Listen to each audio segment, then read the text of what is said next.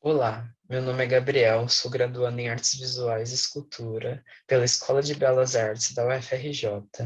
O meu artigo chamado de Corpo-Memória, Estratégias de Resistência aos Regimes de Visualidade Hegemônicos mediante Transmissões Opacas, está associado à pesquisa PIBIC Transmissibilidades Contemporâneas, Arte, Pedagogias e Tecnologia, que iniciou em 2020 e ainda está em andamento, orientado pela professora doutora Dinádia Oliveira, e tem como questão principal investigar as transmissões ainda possíveis dentro do campo da arte e da pedagogia.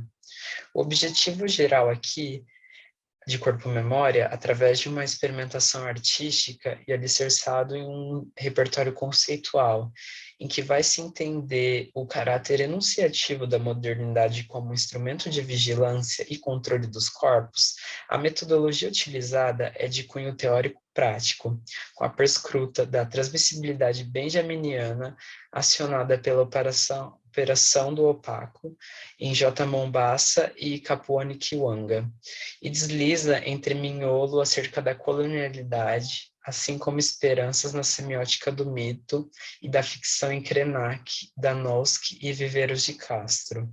Por fim, apresenta os ruídos e revelações das superfícies escuras. O trabalho de arte Corpo-Memória trata-se de um objeto invólucro, uma cápsula do tempo ficcional. Surge em conexão com o projeto Margens, sobre rios, boiúnas e vagalumes, que reúne mulheres do Pará e de todo o Brasil e está vinculado ao projeto PIBIC, que foi apresentado anteriormente. No cerne do Margens, encontra uma mulher negra ativista e ribeirinha do Xingu, Raimunda Gomes da Silva.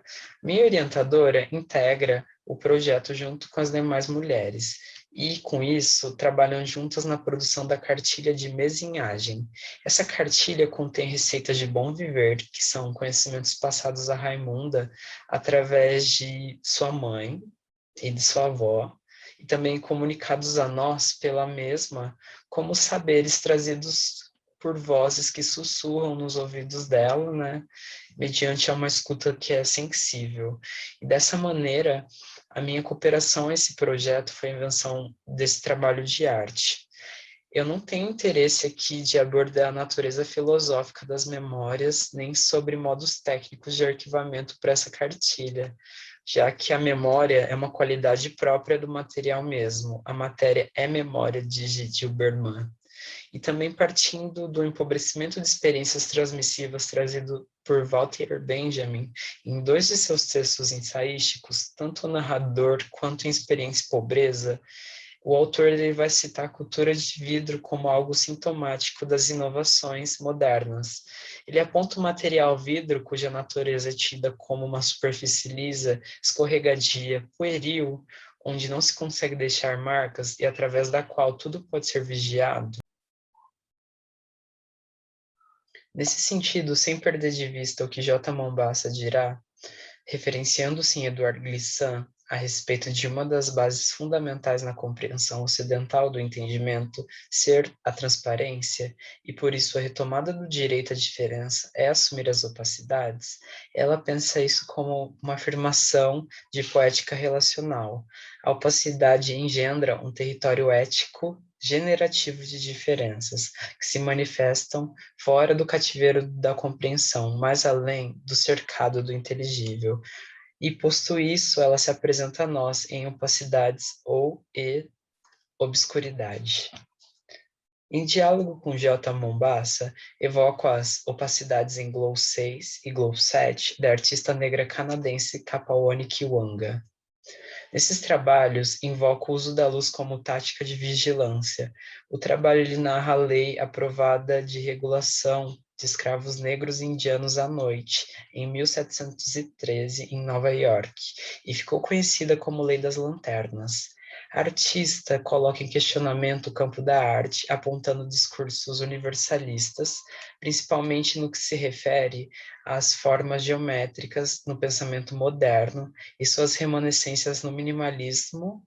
Entretanto, essas esculturas são antimonumentos, testemunhas de uma história trágica. E talvez esse meu interesse pela opacidade e escurecimento ela tenha se iniciado em meu primeiro trabalho, Horizonte de Eventos, uma instalação de luz e som e espaço em que mobilizo um campo interdisciplinar entre arte e ciência.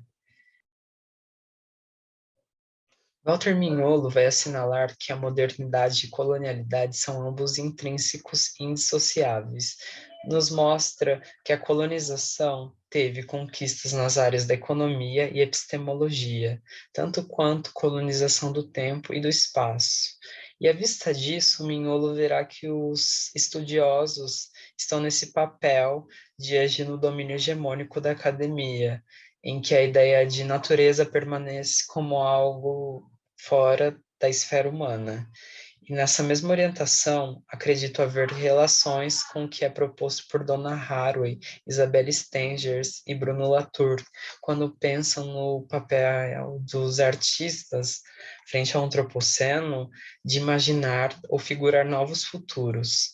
Quanto ao futuro, o intelectual indígena Ailton Krenak pensa: imaginar outro mundo possível é no sentido de reordenamento das relações e dos espaços.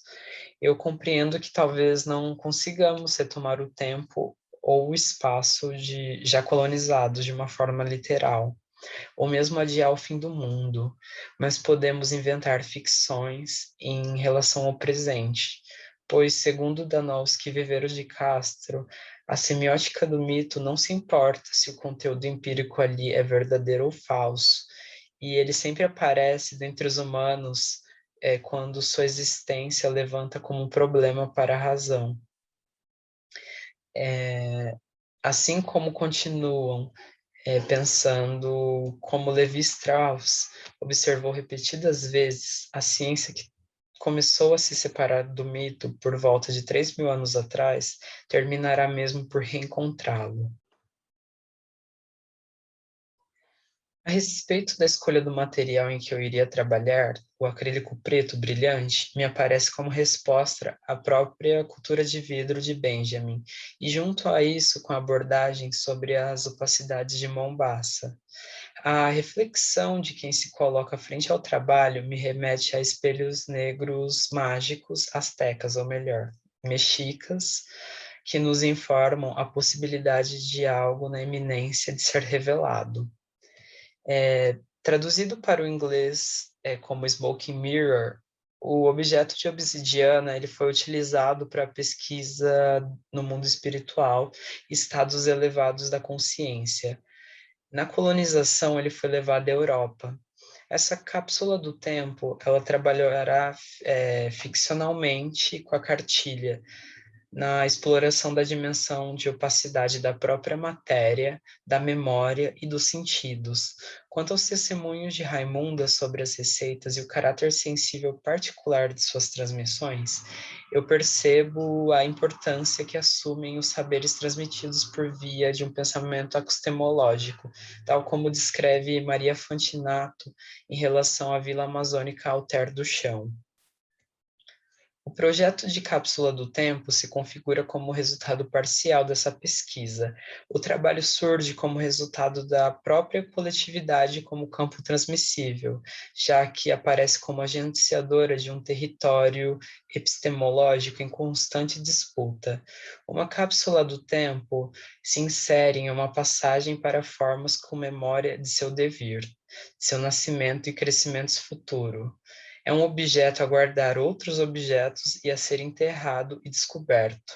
Matéria e memória, onde convergem múltiplas temporalidades, da Terra como colheita e da Terra em toda sua eloquência.